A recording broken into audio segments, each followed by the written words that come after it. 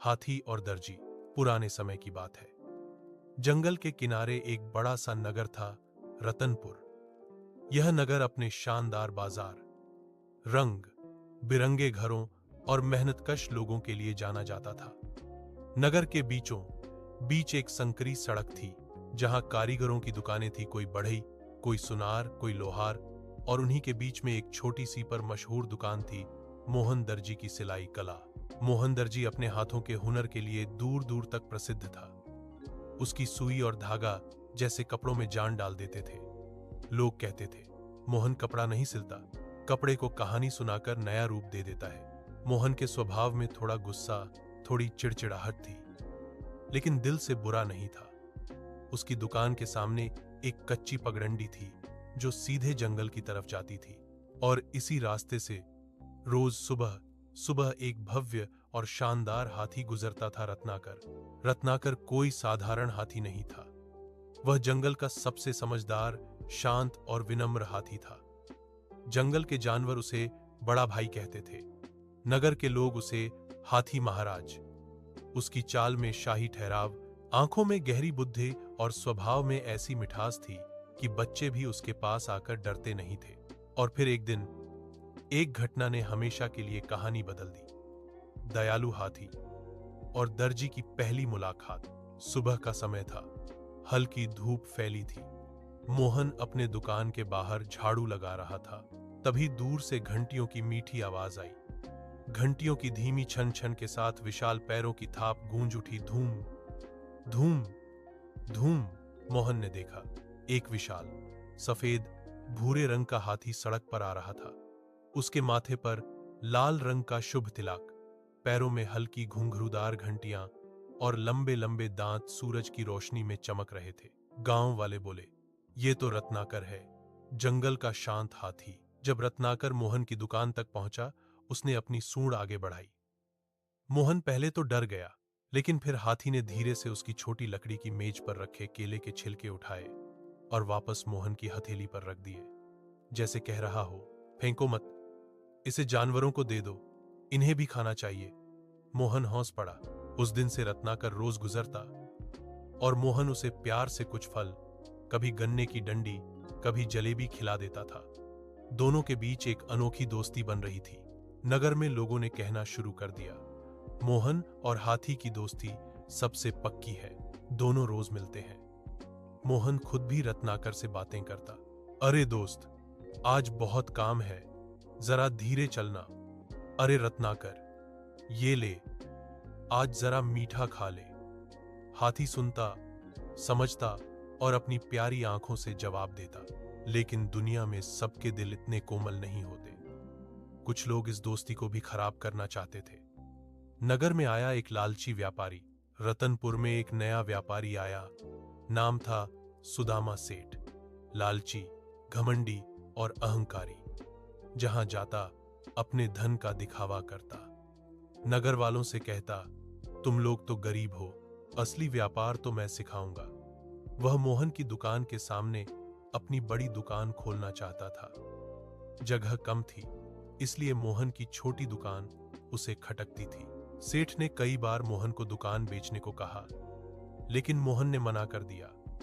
यह दुकान मेरे बाबा की निशानी है, मैं इसे नहीं बेचूंगा।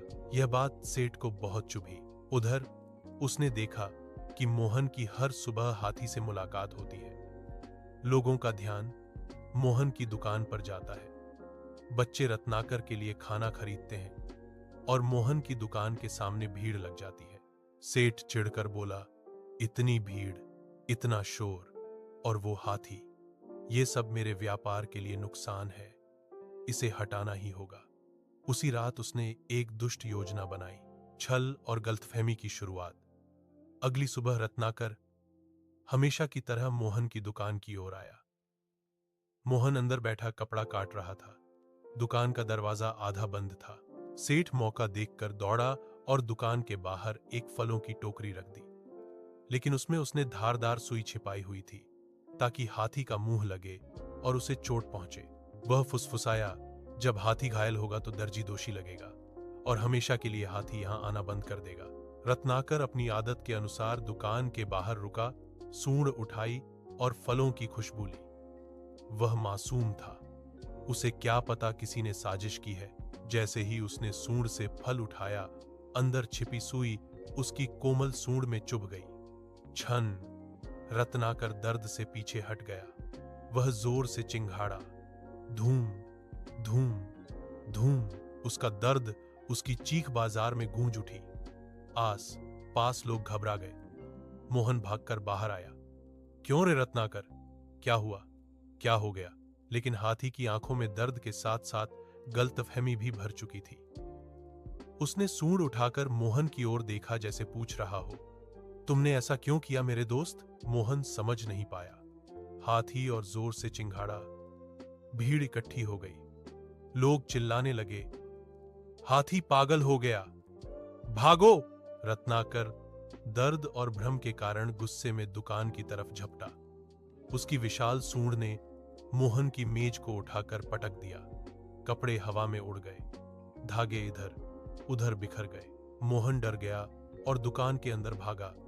अरे, ये क्या कर रहा है रत्नाकर? मैं तो तेरी मदद करता हूं। लेकिन अब हाथी सुनने की हालत में नहीं था। वह सड़क से गुजरता हुआ जंगल की ओर भाग गया, पीड़ा से कराहता हुआ। लोगों ने अफवाह फैला दी। दर्जी ने हाथी को सुई चुभाई, मोहन ने हाथी को चोट पहुंचाई, इसलिए हाथी ने बदला लिया। मोहन टूट गया। उसने रोते हुए कहा, मैंने कुछ नहीं किया, मैं क्यों चोट पहुंचाऊंगा अपने दोस्त को? लेकिन लोग मानने को तैयार नहीं थे। और उधर जंगल में रत्नाकर का दिल भी टूटा हुआ था। जंगल में दुख, दर्जी में पछतावा। जंगल के अंदर एक बड़े पेड़ के नीचे रत्नाकर बैठा रहा। उसकी सूंड में गहरी नीली सूजन थी। पक्षी उसके पास आते, उसे शांत करने की कोशिश करते, लेकिन रत्नाकर किसी से बात नहीं करता। उसके दिल में सिर्फ एक सवाल था, मोहन क्यों? उधर मोहन कई दिनों तक दुकान नहीं खोल पाया। उसे लोगों की बातें चुभती रही। रात रात भर सो नहीं पाता था। तीसरे दिन उसने ठान लिया, मुझे रत्नाकर से मिलना है। मैं उसे सच बताऊंगा, मैं उसका दर्द दूर करूंगा। वह फल, पानी और हल्दी का लेप लेकर जंगल की ओर चल पड़ा। जंगल के जानवर उसे देखते ही चौकन्ने हो गए। मोर बोला, यहीं आ रहा है वह दर्जी जिसने रत्नाकर को चोट पहुंचाई थी। बंदर बोला, इसको भगा दो। गिलहरी चिल्लाई, मत आने दो। जंगल में अफवाह आग की तरह फैली थी। लेकिन तभी बुजुर्ग कछुआ चाचा ने कहा, पहले सुनो तो, हर कहानी के दो पहलू होते हैं। वे मोहन को रत्नाकर के पास ले गए। मोहन दूर से ही हाथ जोड़कर बोला, रत्नाकर दोस्त, मैंने कुछ नहीं किया। अगर मैंने गलती की होती तो मैं माफी मांग लेता, लेकिन मुझे नहीं पता तुम्हें चोट कैसे लगी। रत्नाकर ने दुखी आंखों से मोहन को देखा। उसके दिल में दर्द, भ्रम और पछतावा सब एक साथ था। मोहन ने धीरे से हल्दी का लेप उसके सूंड पर लगाया। हल्दी की ठंडक ने दर्द कम किया। रत्नाकर की आंखों में आंसू आ गए, लेकिन इस बार दर्द के नहीं, समझ के थे। मोहन ने उसका गले लगकर कहा, तुम मेरे दोस्त हो, दुश्मन नहीं। जंगल में मौजूद कई जानवरों ने पहली बार देखा कि दोस्ती का रिश्ता कितना पवित्र होता है। पर कहानी यहां खत्म नहीं होती, क्योंकि अभी असली दोषी पकड़ा जाना बाकी था। सच्चाई की खोज और असली दोषी का पर्दाफाश। मोहन ने जंगल में पूछा, किसने मेरे दुकान के सामने सुई वाली टोकरी रखी थी? मैंने ऐसा कभी नहीं किया। तभी एक छोटे तोते ने कहा, मैंने एक मोटे से आदमी को देखा था। वो अजीब सा हौंस रहा था और टोकरी रखकर भाग रहा था। एक बंदर बोला, हाँ हाँ, उसने लाल पगड़ी पहनी थी। मोहन चौंक गया। लाल पगड़ी? वो तो सेठ सुदामा पहनता है। अब सब समझ में आ गया। मोहन और जानवर मिलकर नगर पहुंचे। रत्नाकर धीरे धीरे चलता हुआ उनके साथ आया। नगर में भीड़ इकट्ठी हो गई। मोहन ने ऊंची आवाज में कहा, सब लोग सुनो, मुझे अब पता चल गया है कि मेरे और रत्नाकर के बीच गलतफहमी किसने पैदा की। लोग पूछने लगे, कौन, किसने ये सब किया? मोहन ने इशारा करके कहा, सेठ सुदामा ने। उसने ही सुई भरे फल रखे थे ताकि हाथी घायल हो जाए और मुझे गलत समझ ले। भले ही भीड़ चकित थी, लेकिन सबको कुछ शक पहले से था, क्योंकि सेठ की लालच सबको पता थी। तभी एक बच्चा बोला, मैंने उस दिन सेठ को दुकान के पास घूमते देखा था। एक और महिला ने कहा, हाँ, वो कह रहा था कि हाथी सड़क खराब कर देता है। भीड़ गुस्से में भर गई। सेठ डरकर बोला, ना, नहीं, मैंने कुछ नहीं किया। एक तोता बोला, मैंने खुद देखा है, यही था वो आदमी। सेठ घुटनों पर गिर पड़ा। हाँ हाँ, मैंने किया। मैं मोहन को हटाना चाहता था ताकि मेरी दुकान चल सके। भीड़ चिल्लाई, शर्म कर सेठ, झूठ फैलाया, दोस्ती तोड़ने की कोशिश की। रत्नाकर ने सेठ की तरफ कड़ी नजरों से देखा, लेकिन कोई हिंसा नहीं की। वह शांत खड़ा रहा क्योंकि वह समझदार था। सेठ डर से कांपता रहा। नगर के मुखिया ने फैसला किया, सेठ सुदामा को नगर से बाहर निकाला जाए और मोहन की दुकान का नुकसान उसकी तरफ से पूरा किया जाए। भीड़ तालियों से गूंज उठी। मोहन और रत्नाकर की गलतफहमी मिट चुकी थी। उनकी दोस्ती पहले से भी मजबूत हो चुकी थी। दोस्ती का सच्चा अर्थ और नई शुरुआत। दूधिया चांद की रोशनी में हाथी और दर्जी साथ बैठे थे। मोहन बोला, मैंने आज सीखा कि सच्ची दोस्ती में शक की कोई जगह नहीं होती। रत्नाकर ने अपनी सूंड से मोहन के कंधे को हल्के से छुआ, जैसे कह रहा हो, मैं भी समझ गया कि कभी कभी आंखें धोखा खा सकती हैं, लेकिन दिल नहीं। उस दिन के बाद मोहन रोज दुकान के बाहर एक छोटी बाल्टी में फल रखता। रत्नाकर रोज आता। बच्चे खेलते, माहौल खुशनुमा रहता।